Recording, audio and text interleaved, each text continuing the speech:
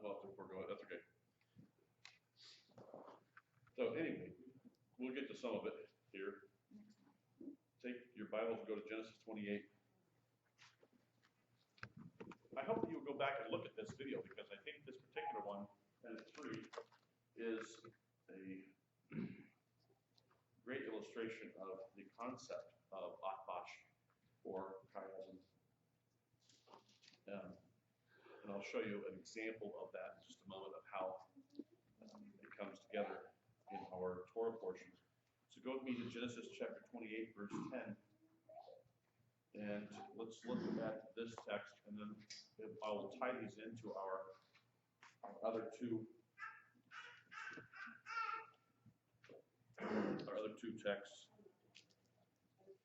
It says, verse 10, Jacob left Beersheba and went toward Haran. So this portion is called Vayetze because he went out, Yaakov, from Beersheba, which means the well of the seven, and he went towards Haran.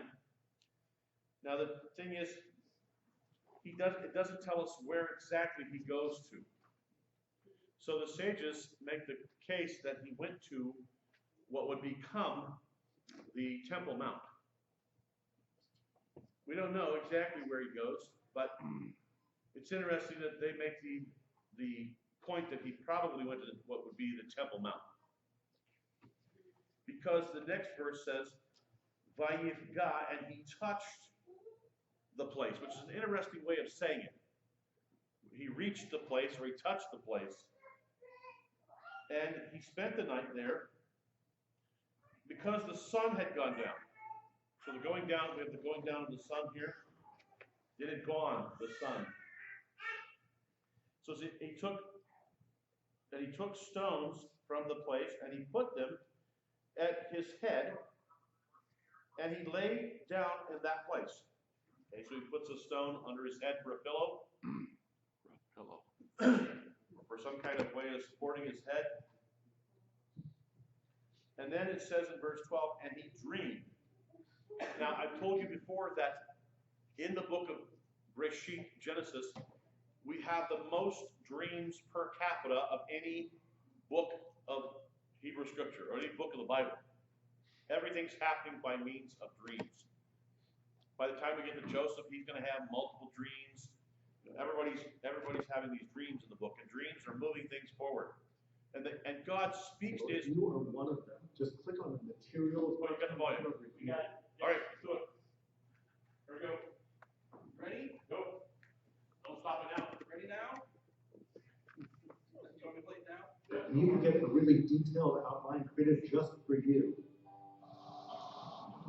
Hi everybody, this is Rabbi David Foreman, and welcome to Parshat Vayetze. You are watching our video. I want to reintroduce to you a fascinating tool that you can use to analyze biblical text, chiastic structure, or what you might call in Hebrew an atbash structure. An atbash structure works like this. There is a text which is structured in such a way that the first element mirrors the last element, the second to first element mirrors the second to last element, etc., all converging towards the center. The reason why it's called an atbash is because Aleph is the first letter of the alphabet, Tav is the last, Beit, the second letter of the alphabet, Shin is the second to last. An atbash structure can do a lot of things. It can find a center, a gravity, around which a whole series of ideas seem to revolve around. But chiastic structure can do something else too. There's a whole world of meaning to be gleaned from how the pairs in the atbash structure match up. It may well be that one of these elements sheds light on the other, but the match between them is a kind of commentary, as it were, that's inlaid in the Torah. Really understand what's happening on one side of the chiastic structure. You have to understand what's happening on the other side. And I'd like to demonstrate that to you with a fantastically elegant chiasm that occurs right here in Parshat Vayetze. Let's look at 5 elements that happen right at the beginning of the parsha. Element number 1. Vayetze Yaakov mi Beersheba vayelech Haran. Yaakov leaves Beersheba and he goes to Haran. Element number 2. Vayifga b'makom. He encounters this place where he sleeps. Element number 3. In this dream that he has, he made malachei Elokim olim v'yordin bo. There are these angels going up and down this ladder. Element number 4. Yaakov wakes up in the middle of the night and realizes the significance of the place. He says, Ma norah hamakom hazeh. This is just an astounding place. Ein zeh ki beit Elokim. This place is a house of God. Shema Makama Beit El. He names the place the house of God because he understands that that's its significance. So those are the 5 elements that begin this story. Now let me ask you a question. Where else do we need a mirror image of those exact same 5 elements? Well, these 5 happen at the very beginning of the Beit. Look at the very end of the Beit. Yaakov is leaving Laban's house, his father-in-law's house. Yaakov halach l'darkov. Yaakov on the way again. Vayifku ubo malachei Elokim. Encounters angels. The first time we have Vayifka in the book of Genesis is right there at the beginning of Beit. The second and last time we have it in the book of Genesis is right here. Vayifku ubo malachei Elokim. And then, as if on view, Yaakov said, as he saw these angels, Machane Elokim. It's a camp of God here. And he names the place after its significance. He calls it Machanayim, which means camps. So it all matches up, but it's also almost as if these 2 sets of 5 elements are sort of illuminating each other because there are subtle differences too. For example, the first time Yaakov goes, he's running away almost against his will from his brother. The second time Yaakov is going, he's going to the Tacoma, going on his way. What an interesting phrase. I can't say for sure what it means, but it might connote that he's not going reactively, forcing him away from his brother. He's going on his way, proactively, to meet his brother and see if he can reconcile with him. The first time around, he encountered a place, and there were angels. And he was traveling horizontally. The angels were traveling vertically up and down the ladder. They didn't even take notice of him. But the second time around, the angels are traveling horizontally. They do take notice of him. The angels are coming to greet him. Let's go on. If this were a true chiasm, then the next element that you see at the beginning of the Vayetze should parallel an event that happens at the end of the Vayetze, but just a little bit earlier. So back to the beginning of Vayetze, after Yaakov has this dream of the angels going up and down the ladder, he takes this rock that he's been sleeping on, and he makes it a monument. Well, that's the first matzeva, monument ever made in the book of Genesis. What's the second monument made? Oh, look at that. In the end of the Vayetze, right before Yaakov leaves Laban's household to go meet up with his brother and encounters those angels, Vayikach Yaakov Emery. Yaakov takes the stone one more time. Vayorilah matzeva, and he makes it another monument. This time to memorialize his final meeting with his father-in-law Laban. One matzeva memorializes an encounter with a heavenly father. Another matzeva memorializes an encounter with an earthly father-in-law. The next thing that happens at the beginning of Vayetze is that Yaakov makes a promise, Kol asher titamli aser ha'asrenu lach. God, anything that you give me, I will give you a tenth of. What happened the last time Yaakov leaves his earthly father? There's another negotiation involving tens. Right before Yaakov encounters those angels who come to greet him, and right before Yaakov sets up that matzeva to mark his encounter with his father-in-law Laban, Yaakov negotiates in anger with his father-in-law. He complains to him, "Batachlevet maskuti aseret nonim." You promised me wages, but you changed those wages 10 times. What's the next thing that happens at the beginning of Vayetze? Yaakov heads off again, and he gets to Haran, and he encounters 3 flocks of sheep. Well, that's the first time in the Torah we ever meet an Eder, a flock of its own, of sheep. When's the only other time we meet an Eder of sheep? Right where you'd expect it to be. Right before he complained about changing wages 10 times, Yaakov had taken flocks of sheep from Laban's flock and had put them aside. Vayashit lo adarim levado. There's the other occurrence of the Eder. 3 is associated with that too. The first time around, there were 3 flocks. Here, there were 3 days travel between Yaakov's flocks and Laban's flocks. Next thing that happens, Yaakov encounters Laban, and Laban wants to know, how much is Yaakov willing to work for? Tell me, what are going to be your wages? It turns out that there's another time that Laban asks Yaakov, what are going to be your wages? And that's right where it should be. Name your wages, Laban says, and I'll give them. Isn't it interesting that the first time around, the wage that Yaakov named wasn't actually monetary at all? He asked him for the hand of his daughter in marriage. Listen to Laban's language the second time around. The word for name your price, nakba, sure sounds a lot like the word nekeva, female. The first part of the chiasm is present in the second part of the chiasm. And now, back to the beginning of Vayetze. Next thing that happens, Vayomer Yaakov Lavan. Yaakov says to Lavan, Hava et ishti, please give me my wife. Ki malui alai. I finished working for you. I'd like the hand of your daughter in marriage. When else does Yaakov ask for Lavan's daughters? Look at the next earlier event. Tzna et Nasha, Yaakov says as he's ready to go. Please give me my wives, your daughters. The Et Yaladai, but now there's children too. Give me their children. Asher Abadati Otam. For I worked for you for babies. Let me show you what I think is perhaps one of the most astounding pieces of this, the very next chiastic pair. When Rachel finally gives birth, she names him Yosef, coming from the word Asaph. Asaph Elohim Echad. God has gathered in my shame. Why would Rachel feel this great sense of shame that God would finally gather in my shame? I think most of us would say, if we just read the story, Yaakov had two wives, Leah and Rachel, and Leah has all these children, one after another, and Rachel is barren and feels terrible. So her sense of shame is the fact that she's been barren all this time. And finally, God has given her this child. But the chiasm teaches you her sense of shame comes from somewhere else entirely. Keep on reading the beginning of Vayetze. What's the very next thing that happens? Vaye'esof Lavan et kol anshei hamakom vaya'as mishteh. Yaakov asked for the hand of Rachel in marriage. Lavan prepares the wedding. He gathers Asaph, all the townsfolk, for a great celebration. That's the first time the word Asaph is used in the Yaakov and Lavan story. Rachel names her child for God having gathered in her sense of shame. What shame? Well, when's the first time she felt a sense of shame? It was that night that her father gathered all the invitees, all of the townsfolk, made a huge bash to celebrate the wedding of his daughter that was supposed to be Rachel, but where was she? She was off in a side room while everyone danced, not knowing that it was Leah, that Rachel wasn't there at all. It was supposed to be her wedding. She was all alone with her shame. Her father had treated her as no woman has a right to be treated by her father.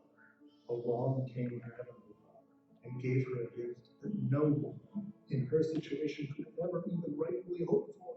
To be infertile for so long, and then God, your heavenly Father, presents you with a child. Asaph Elohim Echad. God has gathered in my shame. My own father may have betrayed me, but that betrayal is redeemed now by the grace of my heavenly Father, who loves me more than I can imagine, and hence the redemptive name, Yosef. There is far more to this chiasm than I've been able to show you in these short minutes, but I invite you to continue exploring. How far in each direction does it go? What is its center? What do you think? Wow. Good stuff, huh? I like the way he puts things. I like the way he draws it in and helps you see the big structure, the big picture. All right, so let's go back to Genesis 28. As we're looking at this now, I want to pick up where we left off. He says in 28, he dreamed a dream. There was a ladder, and it's a word that's only used once in the Hebrew Scripture. This word for ladder. So it could be stairs, it could be a ladder. But what's interesting is he says there were angels, malachim, malache, angels of Elohim, olim v'yoredim, going up and down on it.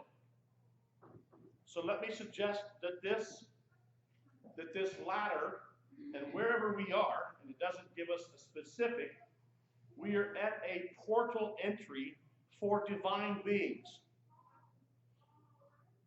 We are at a portal entry for divine beings. Because when they are Elohim, they are in the heavenlies. When they come down here, they are malachim, they are messengers or sent ones. Now here's what's fascinating, and the reason I had us read our John 1:51 text. Look at what the text says. Go back now with me to John. Matthew, Mark, Luke, and John.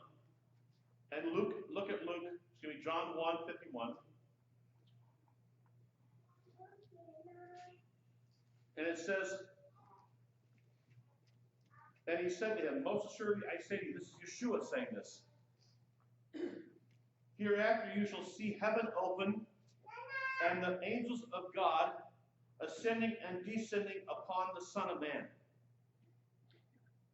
And he's saying, as I understand it, that this salam, this ladder, these steps that you see in Genesis 28, he's saying the portal, the avenue through which heaven can meet earth is the Son of Man.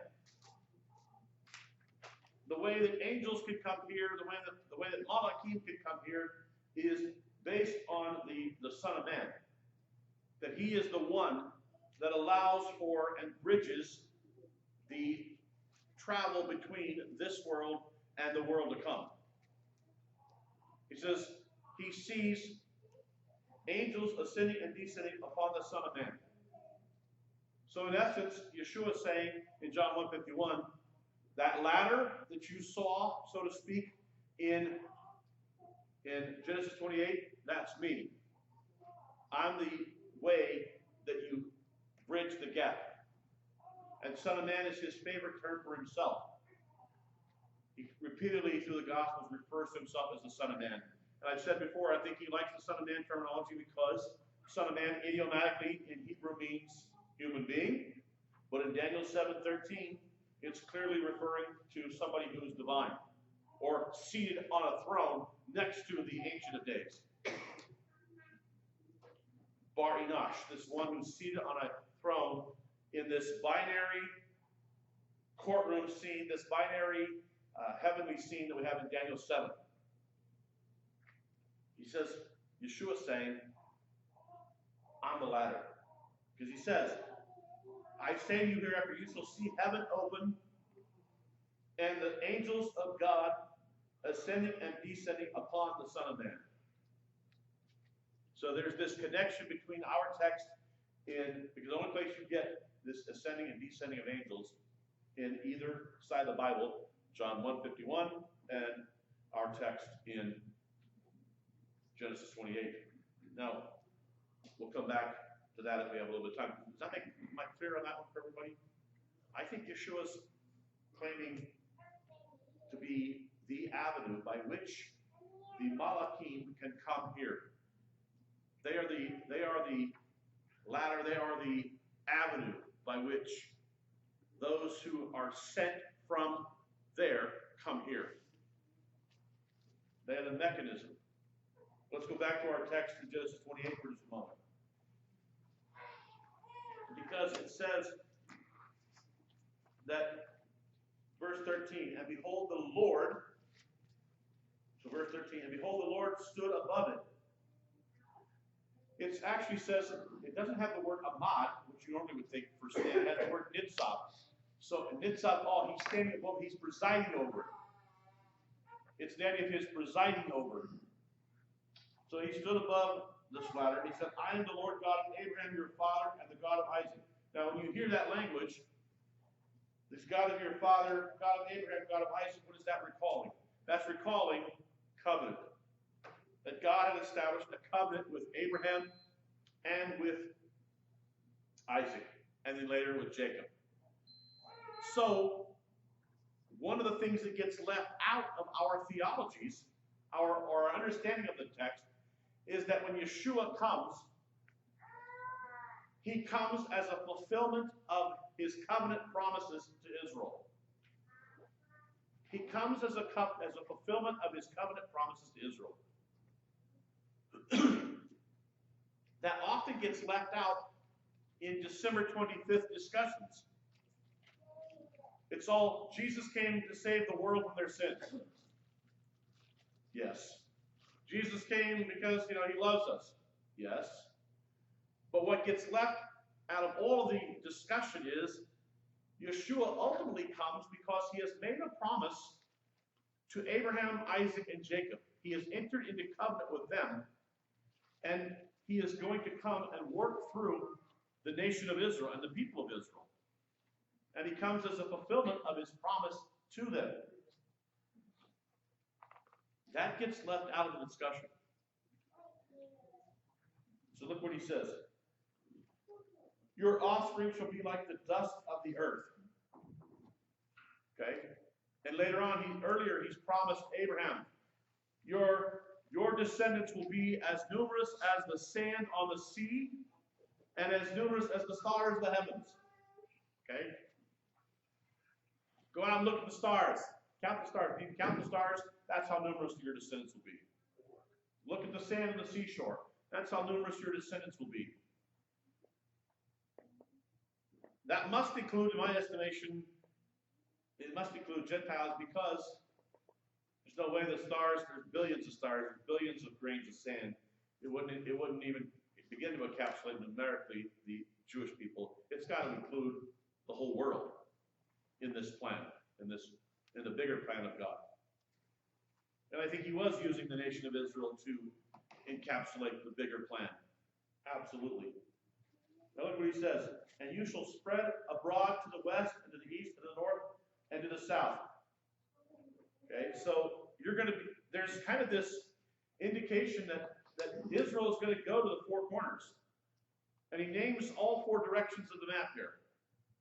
So maybe there's a little hint in this that Israel is not going to just be a nation that stays within her confines, that there's going to be some spreading out, some dispersion of the people. And it's kind of hinted at here, if nothing else.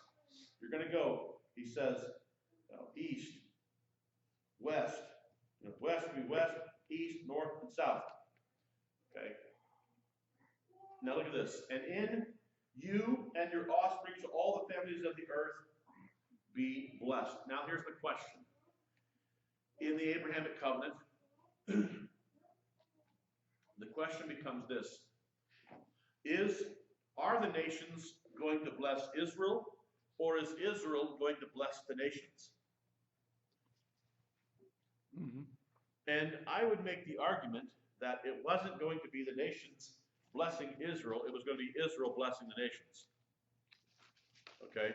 But I mean, you can read the text either way in some instances. But if we look at world history, if we look at biblical history, and then we take in world history, has there really ever been a time where the nations, plural, have really tried to bless Israel? Not so much. Not so much. In fact, you can make much more of a case that the nations have tried to persecute Israel than they have to bless Israel. So I take it here that he's saying that Israel will be a blessing to the nations.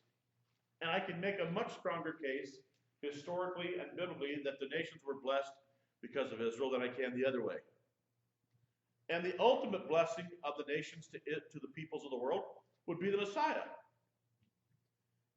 That he would come and provide deliverance and salvation ultimately for everyone. Yeah.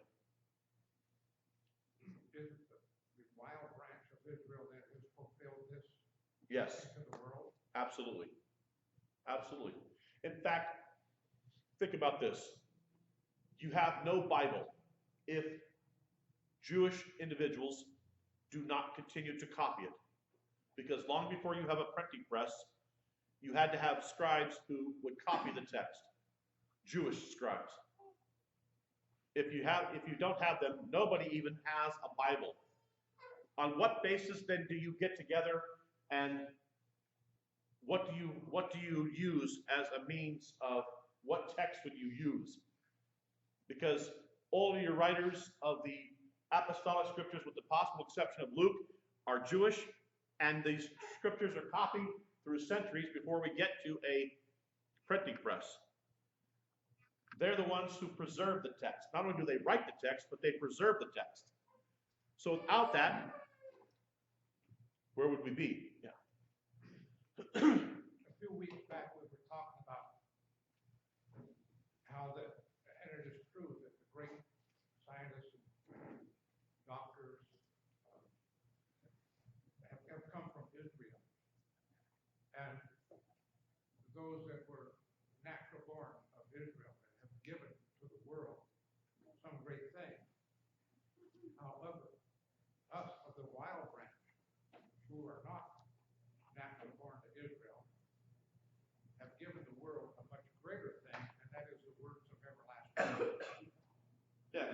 And I think in essence, I would say though that just the writing of the apostolic scriptures and the recording of those. And in so doing, really and truly, maybe we haven't seen that day yet, but because God took the finger away from the natural born of Israel and gave it to us, a people who are not a nation, and we have given this word of everlasting life to the world, we in turn will provoke the natural born to jealousy that they will see Yeshua as Messiah. Yeah, and I would argue that to this point we've not done that. To this point we have not. We haven't accomplished that yet. We've not come anywhere near accomplishing that mission. Well, he's been presented as a Gentile. Right. Yeah. And that's been my issue is that, I've said that repeatedly, is that I think the biggest impediment to Jewish evangelism is Christianity. And it's simply because when, for instance, having been to Israel 9 times, I can say this, when you talk to Israelis and you say to them, if you say to them, I'm a Christian, what they hear is you saying, I'm Catholic. Yeah. Because what they see as Christianity in Israel and in Europe, and a lot of European people come to Israel and visit Israel because of its proximity.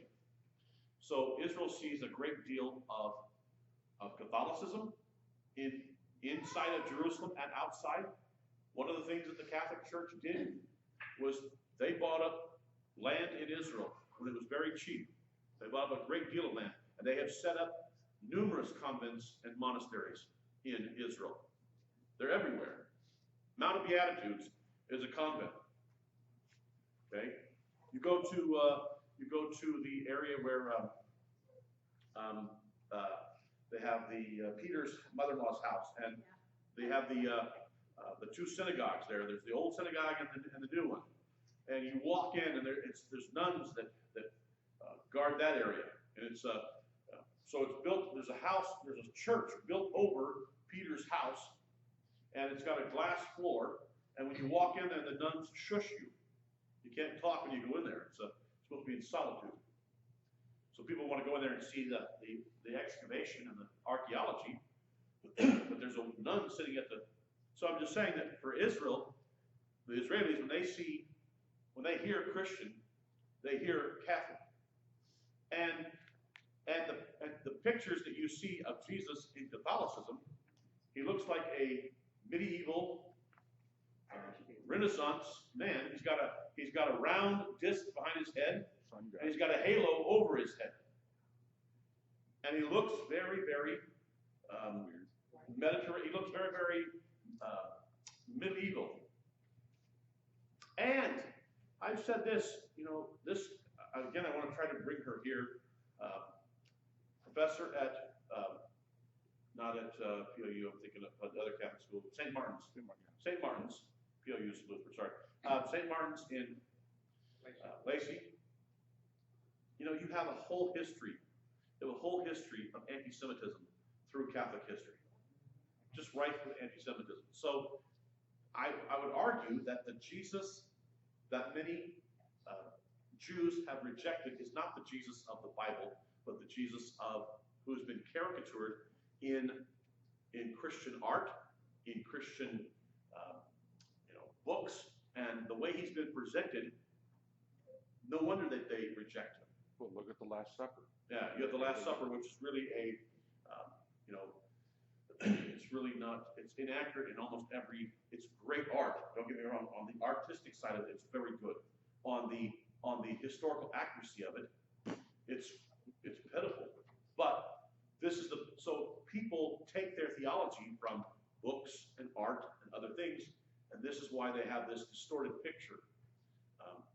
So that's why there's so much difficulty in Jewish evangelism.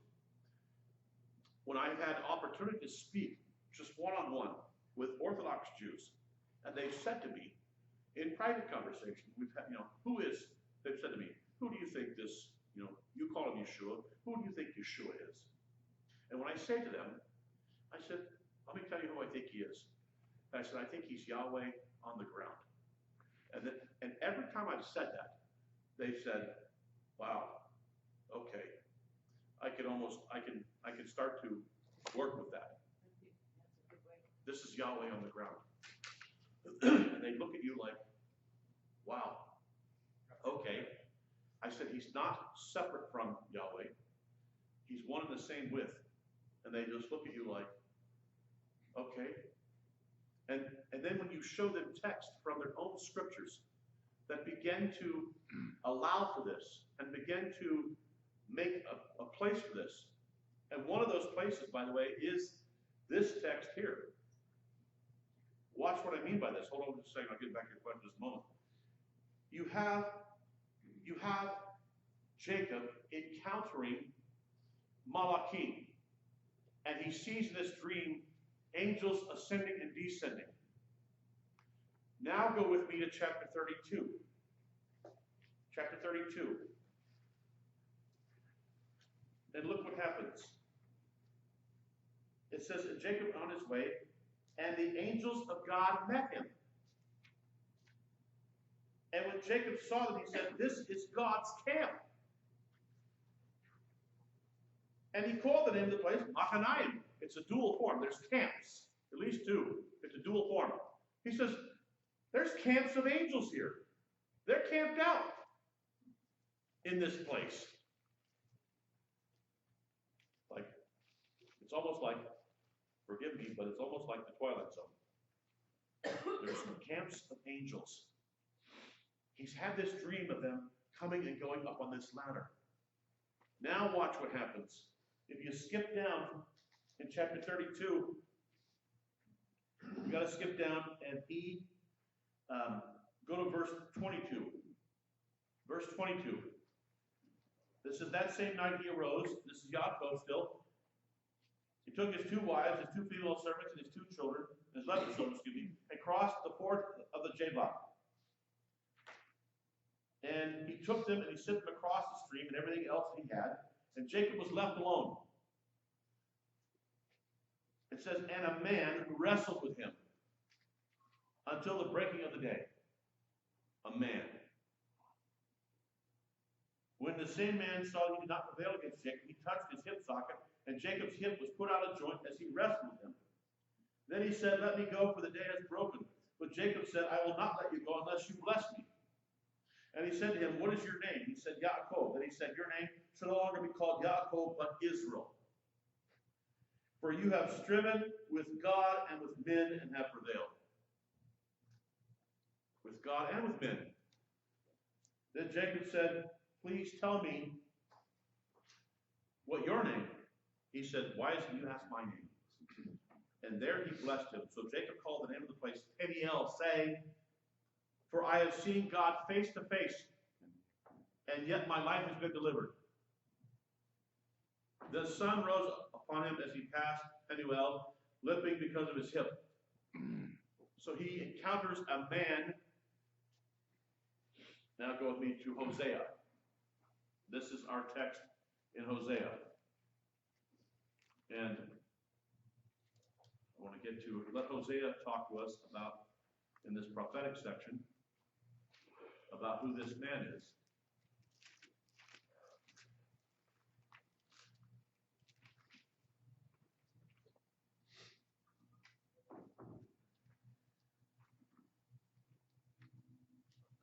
Always trying to find areas. Hosea.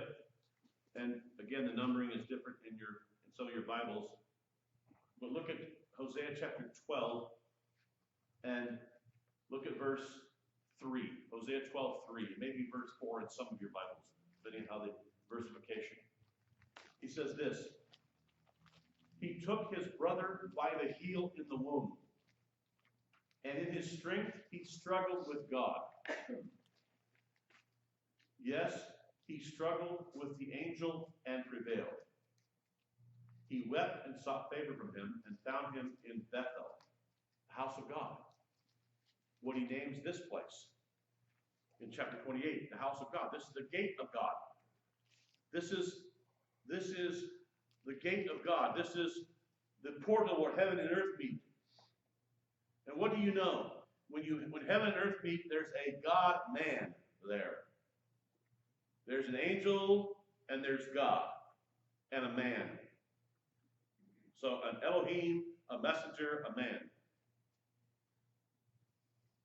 And this man is able to physically wrestle, and Jacob says, I saw God face to face.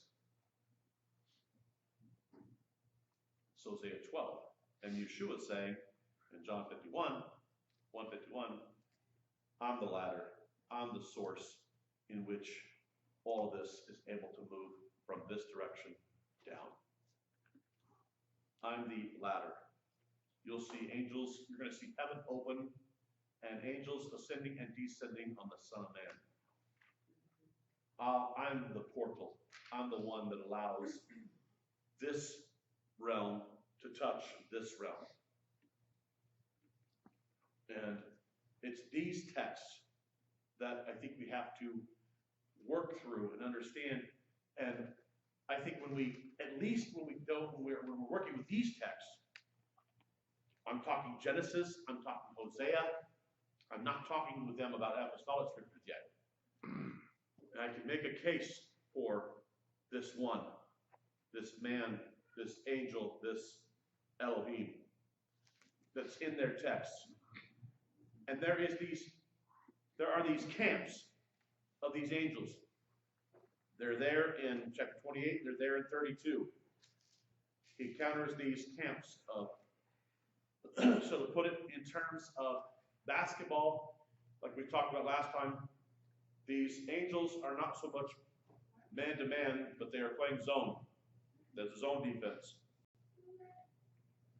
They are encamped.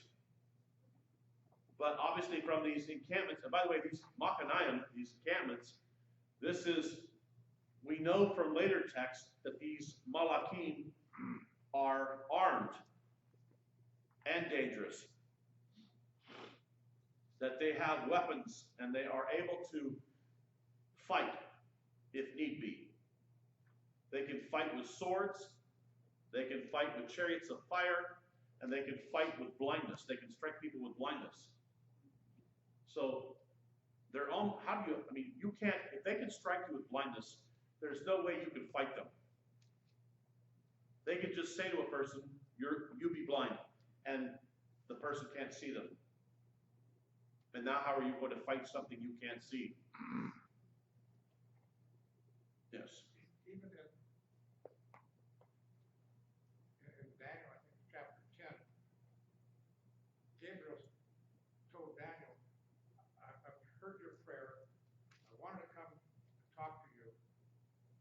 Fallen angel of Persia prevented him. Mm-hmm. So we see not only God's angels here, but Satan. We don't know how many he has. Right. Here, Yeah. preventing Right. God's angels from doing their work, Right. trying to prevent. There is another army. There's another army. There's another army. Absolutely. There's another army that moves about on this earth to thwart the will of God and to bring about unrighteous means. Absolutely. So there's, both of these are present. Okay? That's why there's a camp of angels here, Malachim. Beware, because some have entertained angels unaware. But they are here. Both are here. This is a spiritual, there is a spiritual element to this fight that has always been the case. It has always been the case. I think it's also like Elijah and his servant. When they were surrounded. Right. The servant says, oh my, what are we going to do? We're doomed. Right. He says, Lord, open his eyes.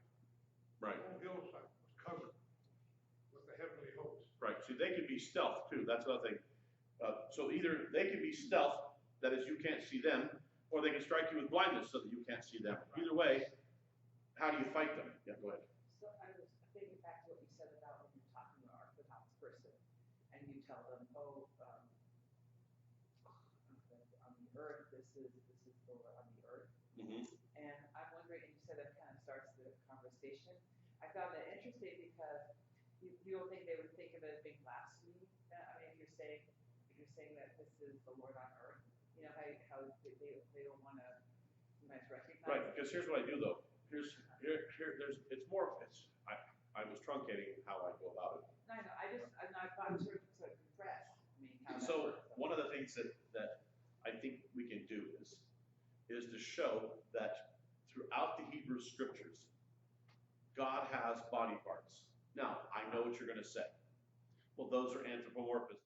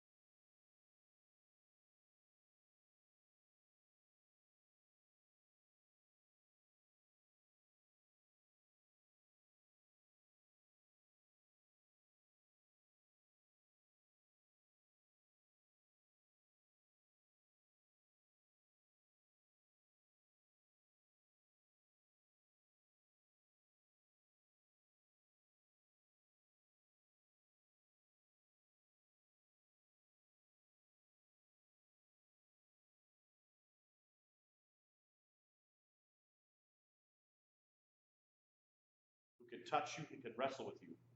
Who is this man who wrestles with him? And changes his name from Yaakov, the heel grabber, the supplanter, to Yisrael. And Yisrael can mean either Yashar El, the upright of God, or it could be from another root that means to strive with God. And here it probably means the idea of one who strives with God, but in a good way. Yeah, go ahead. I just think of Joshua, if you find it, some of the fear him is armed. Let's say it again. When Joshua confronted a man who before him armed and asked, Yes, yeah, we've talked about the Joshua 5 text, where Joshua meets this man. And who is this man? It's called a man. I point these texts out to them in the Hebrew scriptures and say, here's this man, and he says he's the captain of the army of God, and he has a drawn sword. So then we take that drawn sword back to the angel of the Lord who has a drawn sword, and there's a number you have to triangulate these texts, but bottom line is this guy is leading an army.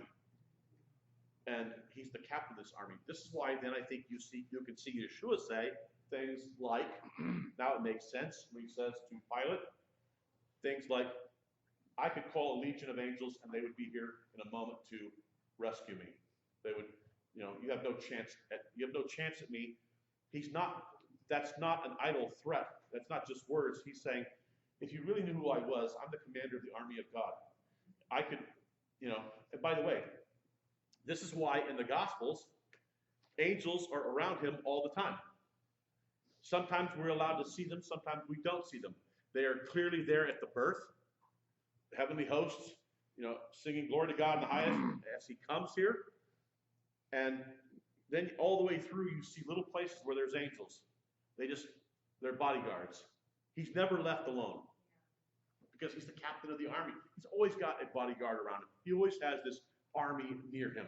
And every now and then the text will peel back and say, angels were there. Duh. Well, what about when he saw Satan in the 40 days when he? Yeah, and it says that the angels came and ministered to him. Yeah, afterwards. Yes, but they're in the vicinity. Yeah. They don't go very far. They're never very far. There's 2 of them in the tomb, 2 or 3 of them in the empty tomb. Everywhere he goes, there's this angelic entourage that are guarding him. what chance would we have in this world if it wasn't for the bodyguards that God has given us? Yeah, I mean, they protect the righteous. They're there to protect the righteous and to ward off those who are evil. It's a fight in the spiritual realm that cannot be seen by the human eye. And this is why Yeshua, when he's here on this earth, This is why when he's here on this earth, I mean, you don't get this anywhere else, really. You get this in the Gospels. All of a sudden, I've said it before this way, in a sense, all hell breaks loose while he's here. Because they're going, the captain of the army is here. We know who he is. The demonic forces know who he is. You're the Holy One of Israel. What are you doing here? You know, why are you here now? How long are you going to be here? They knew what time they were to be done away with. Right. So they've got an idea of what's going on here, and they're like, and he's just telling them, you out, you out. He's able to do it instantaneously. He's exercising these demonic forces instantaneously, and they flee. So there's this battle going on, and in the apostolic scriptures, you see how it's really engaged as he's here. I mean, they're everywhere coming out of the woodwork. One right here in the Can I take a second and just share a really powerful angel story? Sure.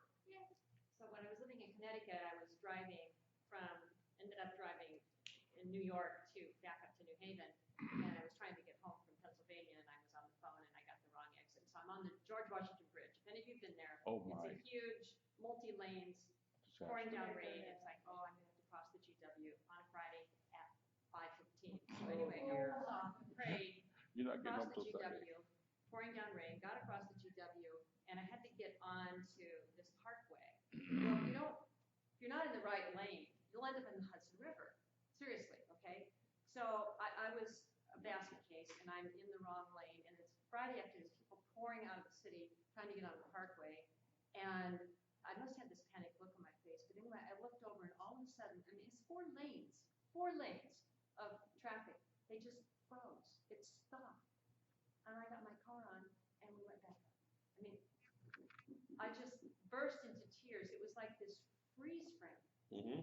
And I called my mom, and I said, there were angels here, and they stopped 4 lanes of traffic coming out of Manhattan.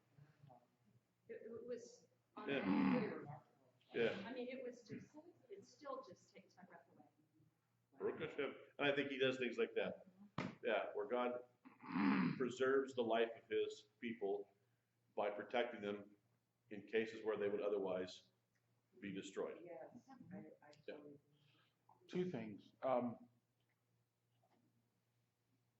Why would, I get it, the word guarding him throws me off, because why does Yahweh need a guard? He is Yahweh. Okay, maybe bad term, but And what about, we talk about protecting the righteous, which I think he does, but yet also know of many righteous people who are taken off into slavery, they are murdered, they're Sure. persecuted. yeah, I don't, there's no why way are that, some of us so privileged and some not so privileged? I don't understand that. and that goes back to our discussion. That goes back to our discussion last week. So let me answer the first part. I don't think that God needs to be guarded in the sense that he can't take care of himself. That's not what I'm saying. But it's like any general of the army always has around them people that are protecting them, just keeping people away from them. So bottom line is, he always has, we see little places here and there where the text pulls back and just says angels were there. We know that they're there. They're there at the beginning, they're there at the end, and little places here and there throughout, they're there. For whatever reason. Maybe they're not there to guard. I mean, maybe guard's a bad term. But they're certainly there at his beck and call. Maybe they're there to serve. I think they keep the riffraff away. We keep the riffraff away, but The dark certainly there to guys. serve. Certainly there to wait on him, if nothing else. That's a better term, to serve. There to serve. Back to your second question, and that is, we talked about it last week. Jacob I have loved, Esau I've hated, and that is this side of the world to come. We will never understand, and I don't even know if we'll understand it in the world to come. The sovereign decisions of God to do what He does, to make the decisions He does. I can ask why, and there won't be any really good answers as to why. Maybe he protects her on the bridge, and another person He allows to crash. Why? I don't know. I mean, in the sovereign outworking of God's purposes, He is good, and He does what He wants. And these questions as to why, You know, I don't know. I mean, we just don't have good answers. I can't get into the mind of God and know exactly why he would choose this one and not choose that one. You just know who you trust. I mean, I just have to believe that in his goodness and in his sovereignty, to the point that, you know, why did he choose? That's like asking, in a sense, why did he choose to put Jeremy in your family instead of somebody else's? I don't know why. He could have put the same child in another family. They couldn't have handled him. They probably couldn't handle it. So now we know why. But, I mean, these are the sovereignty of God questions that, you know, we don't really have, you know, a good handle on to say definitively we know why he makes that choice. And like I said this last week, you know, he chooses Jacob before they're born so that nobody can say, well, Jacob was a great kid and you know, Esau was a bad kid, so that's why he did it. It was because of their behavior. No, even when they're in the womb, he's choosing them when they're in the womb. And you have a prophet who says that I chose you before you were born, so that nobody could claim that this was about merit. This is sovereignty of God. We have to rest in the goodness of God and that he knows what he's doing. And the why questions on some of those, we will never be able to fully get our heads wrapped around. And I don't know if we'll get them wrapped around in the world to come. Yeah, go ahead. Well, it seems to that as time went, you saw it, like the name, the brother who sold it, you know, his birthright. Jacob steals Esau's. Yeah, Esau apparently didn't care about the covenant. Yes. It's like, I can do for a bowl of soup. Yeah. You know, Esau turns out to be an individual that's, you know, got his issues, to be sure, which doesn't excuse Jacob for doing what he did. All of the patriarchs and matriarchs, and you know, I've commented on this privately to others, you know, is that they're all very, very flawed, extremely dysfunctional and flawed.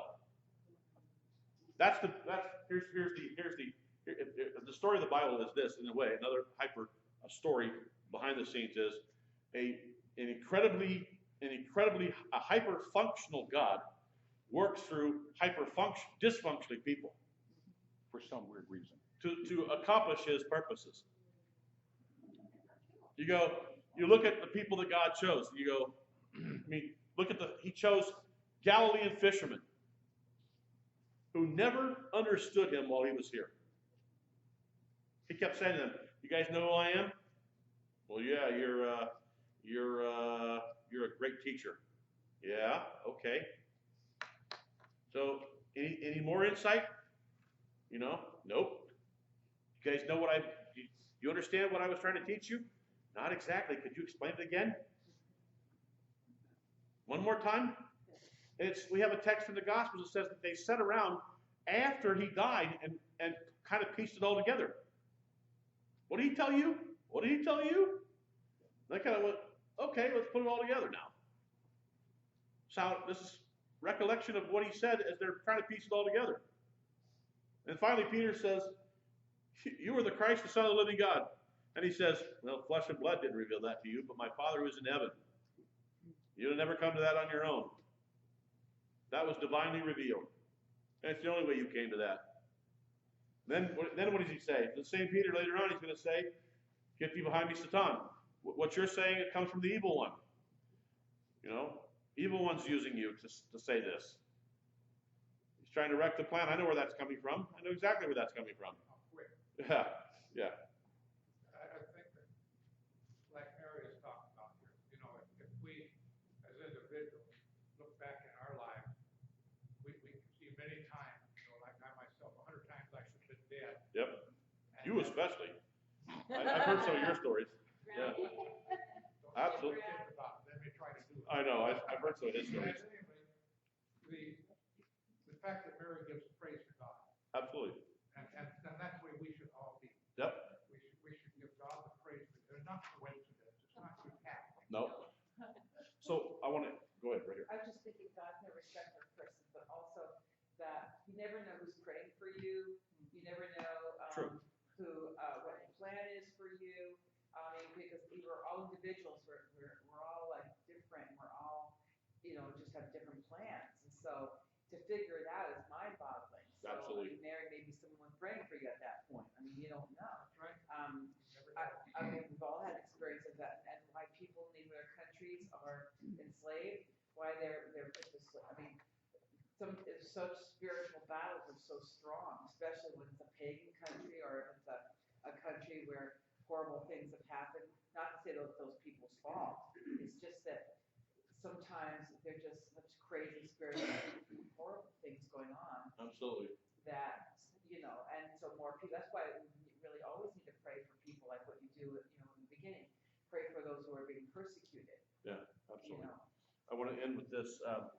So for those of you who would like it, I've handed this out before. Basically, it's thinking in terms of the prophets, because we're trying to focus on them this time through. A list of the prophets and the kings that they worked through, the places that they were ministered, the basic theme of their book. And I want to recommend a book to you because it's an area that's tough to deal with in the biblical text, and it's called Chronicles of the Old Testament Kings. Really cool book to kind of go through, and because you have to know when you talk about the prophets, you have to know the kings that they worked with. Okay, so how does Hosea, for instance, go back to Hosea just for a moment. How does he open? Look at Hosea chapter 1. Verse 1. The word of the Lord that came to Hosea the son of Emery in the days of Uzziah, Jotham, Ahaz, and Hezekiah, kings of Judah, and in the days of Jeroboam, the son of Joash, king of Israel. So he's placing himself within a period of time in which these kings served. Well, you have to know who these kings are and why they're important and what they did, and the scriptures that go with them.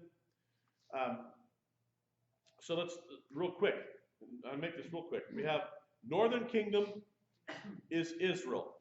Southern Kingdom is Judah.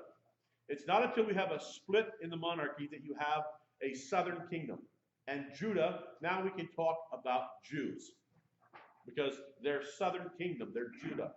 Okay? So, 2 dates you need to keep in mind. 721 to 722, thereabouts, 721, 722, depending on which one you want to take. We have the Northern Kingdom going into captivity with Assyria. Assyria. Assyria. 586 BC, it's the Babylonians that take over the Southern Kingdom of Judah. So those 2 dates are significant. Because when you're studying your prophets and your kings, you want to know, are they pre-exile, exile, post-exile, after we come out of captivity? So, but I would encourage you to get this Chronicles of the Old Testament Kings, because it's a really good book to just go through, and it gives you a section on each one of them, and tells you, when they reigned, the scriptures that go with that, the biblical references. It's just a nice little where they were born, who their father was, who their mother was, who their children were in the little box here, and where they were buried, and then the biblical references that go with their name. It's kind of a cool little shorthand way of dealing with all the kings of Israel. John Rogerson. So I just encourage you to, yes. Did most of the apostles were chosen from the northern kingdom? Yes. Yeah, the Galilee. Let's just be what we consider Israel. Yeah, most of them were from the Galilee area. So Yeshua thought that was most important. Yeah, it's interesting that in the scriptures, what's more your tribes were, that's another issue. But here's what's interesting. You only have 2 good kings that the Bible calls good kings, Hezekiah and Josiah. Those are only 2, and they're the Southern Kingdom. So the Northern Kingdom, it went into captivity first, and it had the worst of the kings. A lot of idolatry, which is why maybe now think about this just for a second. If you think about the Northern Kingdom going into captivity, and the Northern Kingdom going first into captivity, and all the kings that were really bad, then you have Nathaniel saying this: can any good thing come out of Nazareth? look at their history, their recent history in the Bible, and you'd go, boy, that was a bad area with a lot of bad kings, and it was a messed up group. So maybe that's some of what he's thinking when he's on the history of it, when he says, can any good thing come out of Nazareth? Yeah. Yes. Was it the fact that the northern kingdom was the first to slide off into idolatry? Most prophets went there to try to warn them. Correct. Correct. Very true. All right, take your Sidduras. Go with me to page 95. Stand with me for the Elenu.